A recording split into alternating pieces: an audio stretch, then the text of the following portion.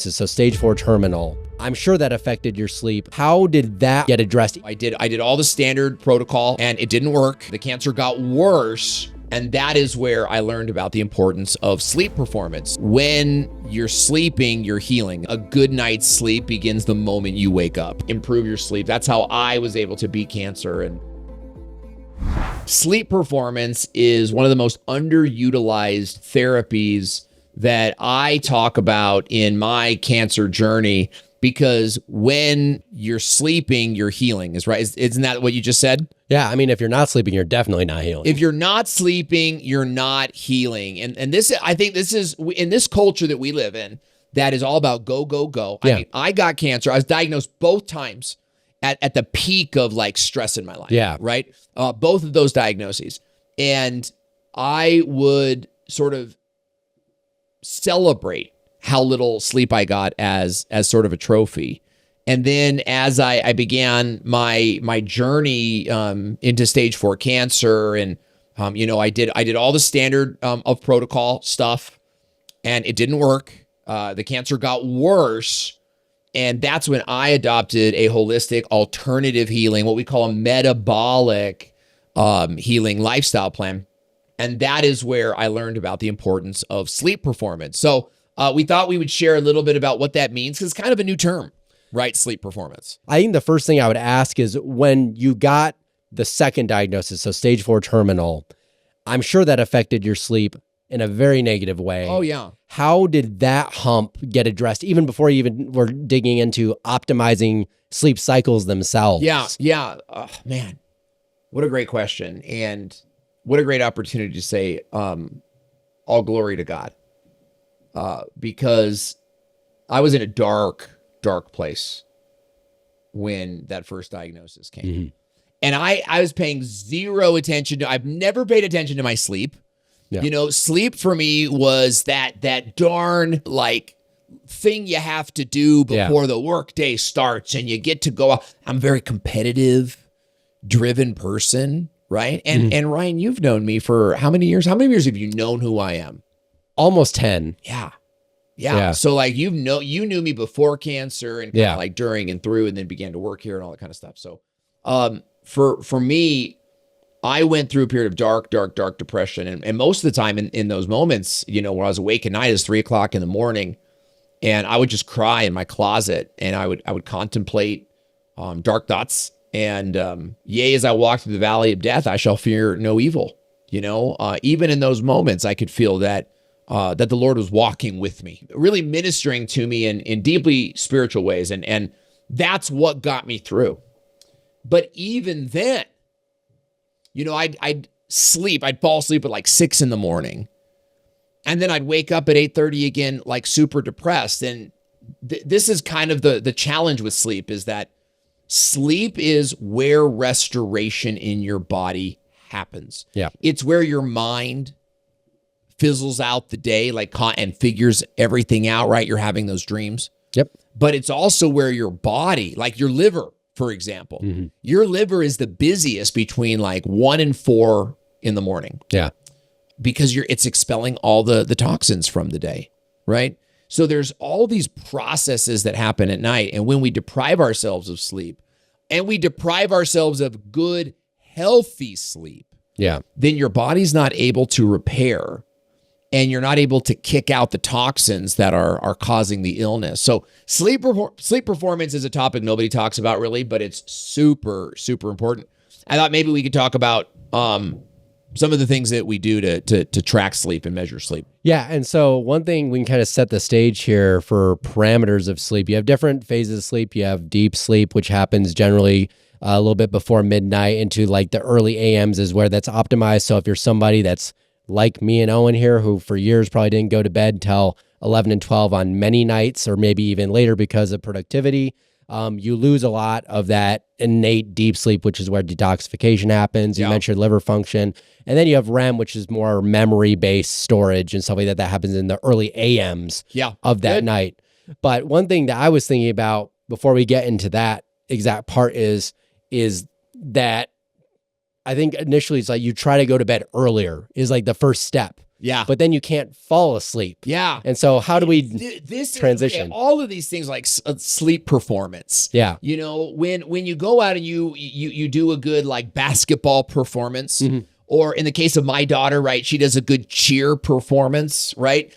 It's all about what she does before the performance and what she does, and even what the body does after the performance. And sleep is very much the same way. And so, you know, when we think about sleep performance, we want to think about like the time that you're asleep, right? And I think the goal for everybody should be 8 hours. But really, you know, like the Dave Aspreys of the world will jump on me and he'll say like, I get 8 hours worth of sleep in 5 hours. And I feel like, hey, more power to you, Dave, right? Like we like Dave, but most of the people watching my channel are not in this place of biohacker health.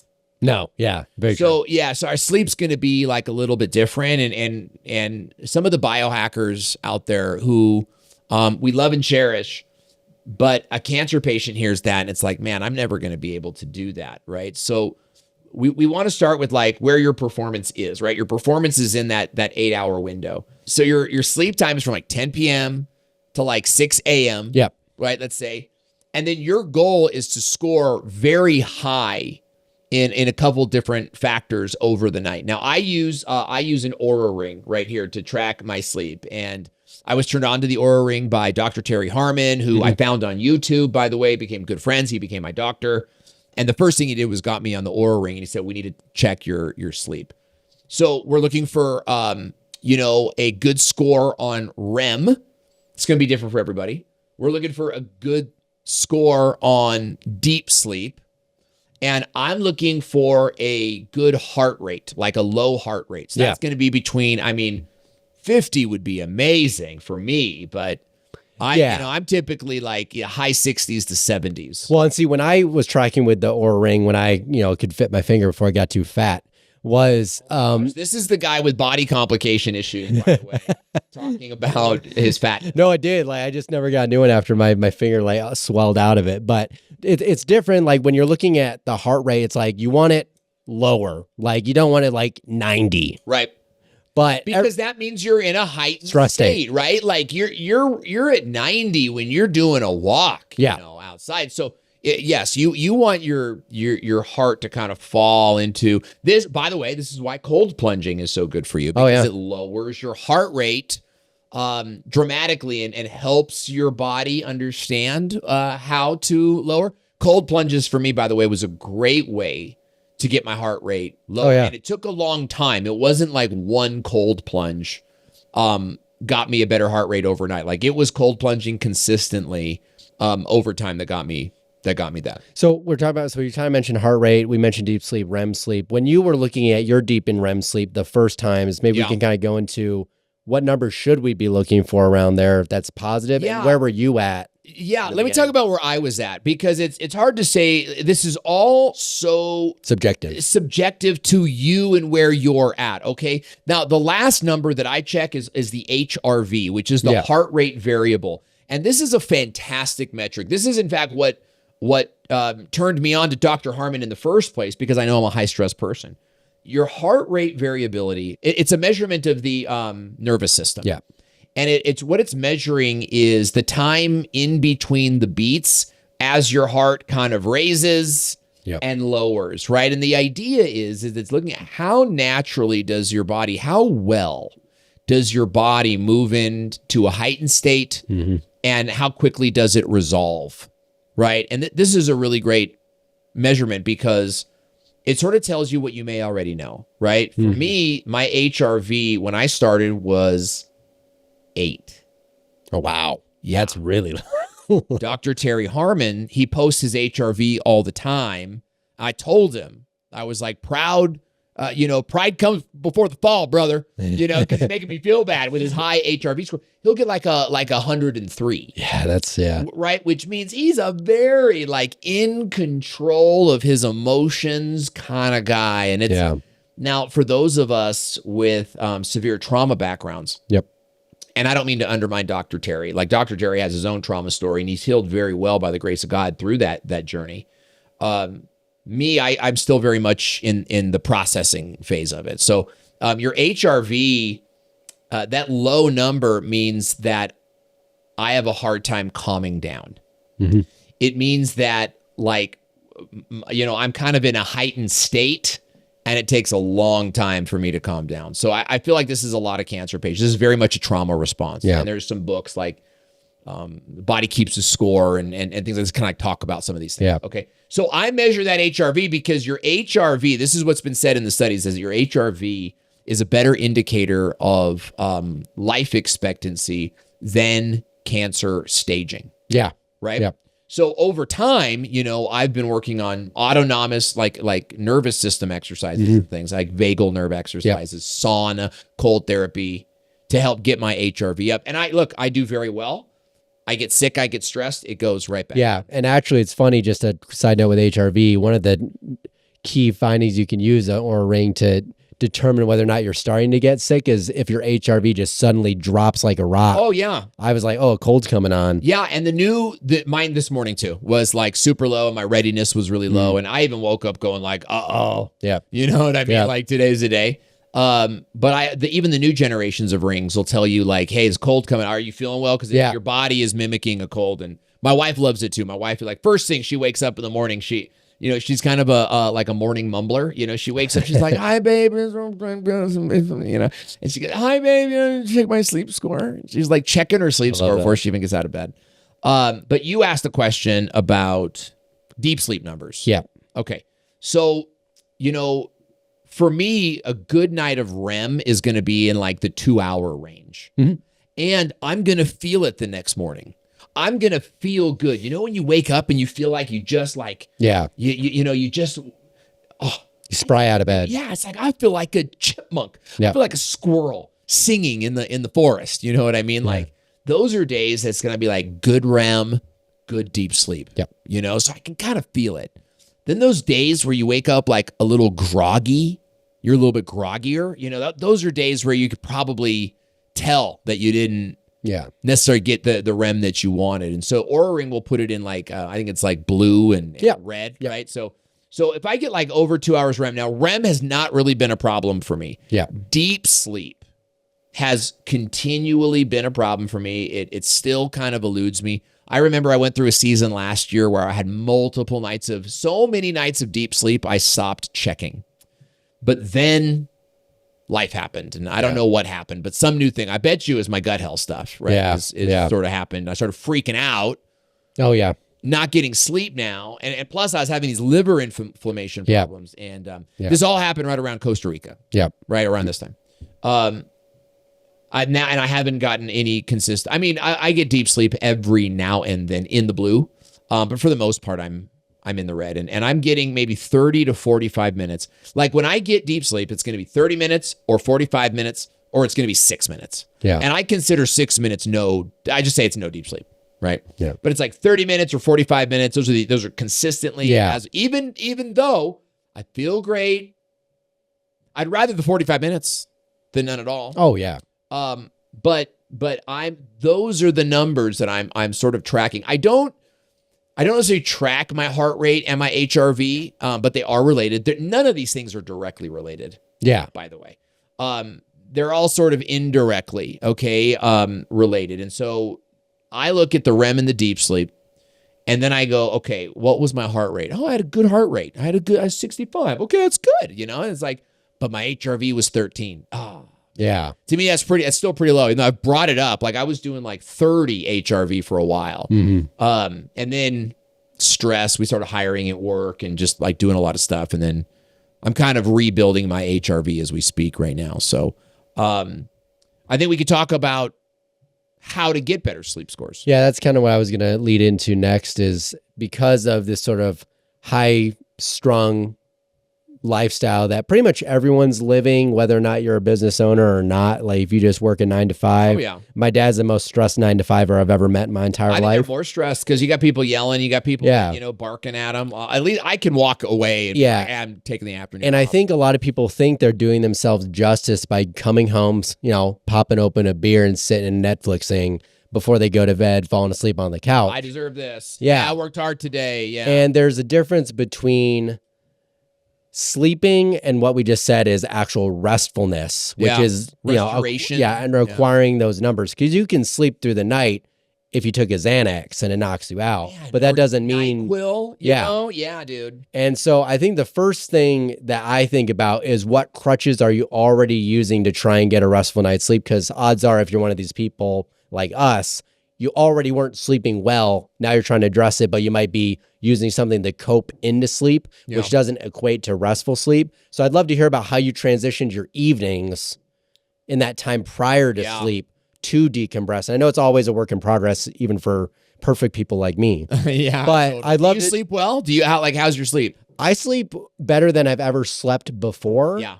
But there are still nights where, you have a stressful work day or whatever, you know that you have a meeting tomorrow in the morning, you're anticipating it. For me, it's always anticipated stress that leads to poor sleep. 100%. So for me, it's about a lot of doing things in the evening that take me away from anything that I think about the rest of the day, so that I call it separation time. Yeah. But that doesn't work for everybody in different ways. So I'd love to hear about your specific, how you regiment it in. They talk about like a good night's sleep begins the moment you wake up. Yeah. And so having a morning routine that carries into an evening routine, right, are very powerful procedures. So, starting in the morning, it's like big glass of water with squeeze of lemon juice in it. I do Dr. Berg's electrolytes as well. But in the morning, it's a little bit much, right? So I try to keep it just really natural in the morning.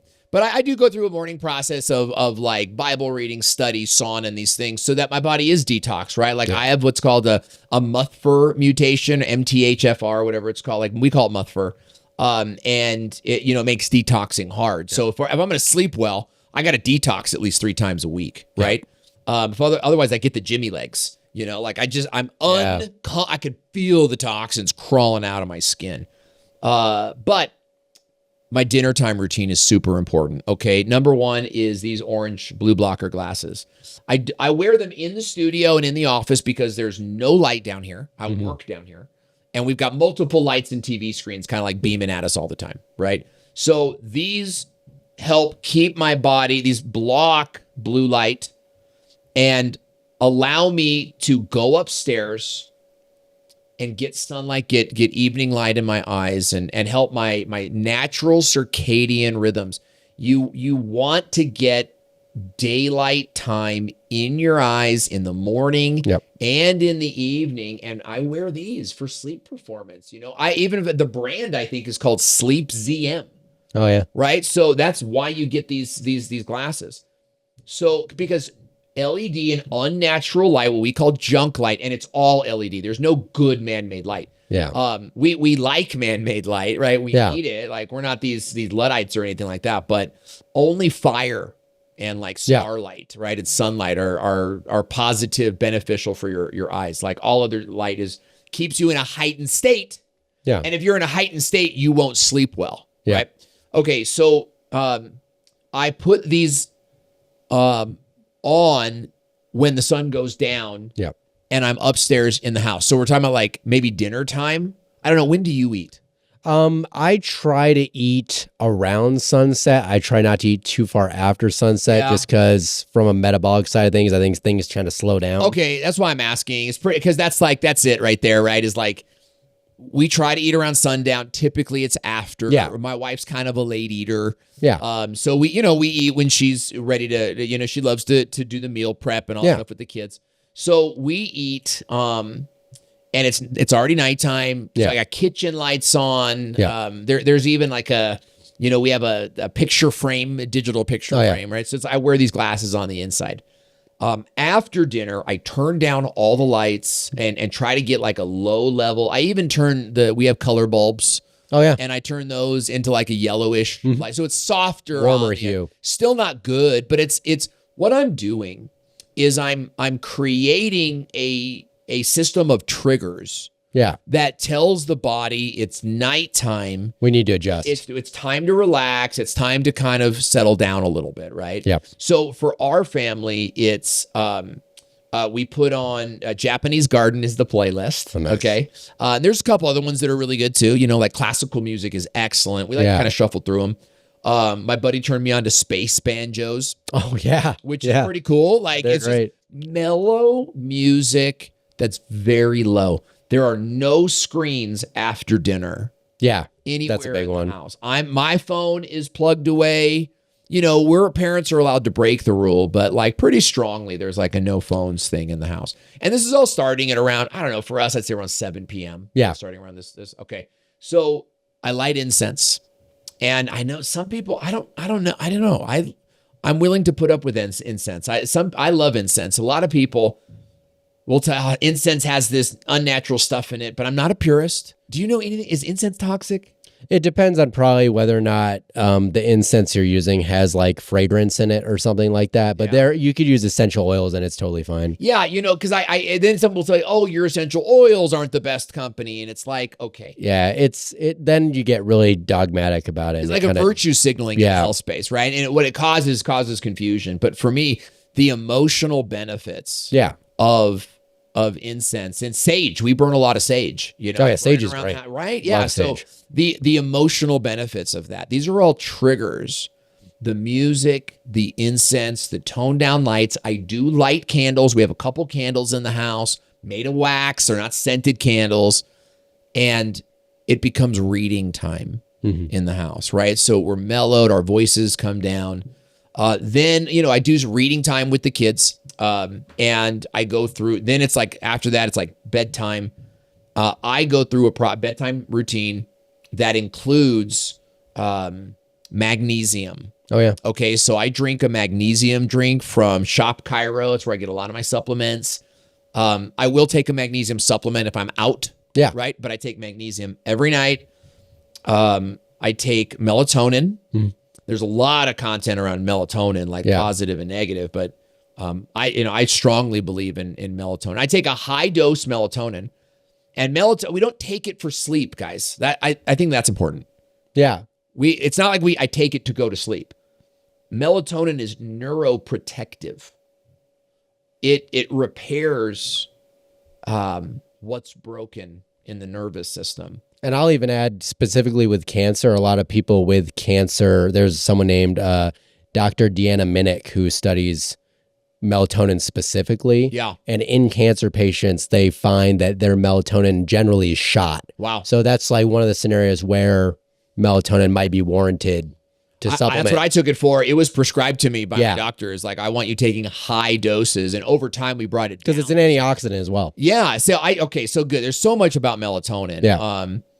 And I take chamomile. Mm-hmm. I also, for me, I drink an organic sleepy time tea, usually 2 tea bags, in one cup, and I'll put like a stick of cinnamon in there. Yeah. But that'll all help to mellow me out. And I think probably the number one thing, if you're not going to sleep, chances are you've got some like unsettled business. Yes, 100%. Right. And so journaling before bed, or even like, everyone knows about YouTube, but there's a software called Loom. And Loom is it's like a YouTube. It's not like social like YouTube, okay? But you can easily make recordings, right? Yeah. It's designed for work people, right? So it's like, oh, hey guys, don't forget to do blah blah blah blah blah, and then you could send it to 5 people. This is a great way to video journal. Is to just get a Loom account either on your laptop or on your phone. Put your orange glasses on, right? And just before bed, because I'm not really like a typer so much. No, I'm the same way. Yeah. So, but I can open up the Loom and kind of do a Doogie Howser thing where I'm like, dear journal. Yeah. I think that's a really important point because people don't, I have a rule at night of no serious conversations unless it's really pertinent or we're going to solve some huge issue, whether it's between me and my fiance or in general. Like I don't want to talk about money or finances at 9 p.m. at night. Dude. Yeah, no way. Just because that riles up, cortisol starts flowing, my wakefulness, stress starts rising. So only calming activities at night for me. And so really it's about like you said, developing a routine for you that sends those correct signals. And like I said, if you feel wired at night before you go to bed and you've done all the sort of physical things like turning down the lights, maybe you're wearing blue blockers now, maybe you did take some magnesium and melatonin or some sort of supplement form, or you're drinking chamomile tea, then yeah, it might behoove you to explore, do I have some unsettled thoughts that I just need to get out on paper or in video? I feel like a lot of people, women especially, need permission to do that. Like, it's like you're allowed to feel those feelings, you know? Yeah. And you're allowed to have those thoughts. I think what's key is you get them out and you let your mind kind of settle on them, you know? And you won't, look, you can't beat yourself up. We got like really great blinds to block out all lights. We keep our phones out of our room for charging. Like we really with sleep, your phone emits EMFs and even like those the littlest, I'll tell you now, we go to hotels for like trips and stuff. The light on the alarm clock will keep me awake all night. I have to unplug the alarm clock. I carry my own light bulbs. I'm a little weird. Do you really? I bring my own red bulbs. Dude, I think that's great, bro. And I just started taking electrical tape with me on it. Oh yeah. So that I can cover up like the little sensor things. Like the smoke alarm light that keeps you up all night, the microwave light that keeps me up all night. Yeah. So I unplug all of that stuff. I even have a sleep mask. I have a sleep mask. My wife has a sleep mask. We don't wear them all the time. Yeah. But all of these things help. And then kind of last thing is Wim Hof breathing. I don't like to call it Wim Hof breathing. No one knows what that is, right? Just people are like, oh, Wim Hof breathing. Breath work. Breath work. Yeah. And like box breathing. Yep, box breathing. Is a really great, like it's like 4, like breathe in for 4, hold it for 4, breathe out for 4. Yeah.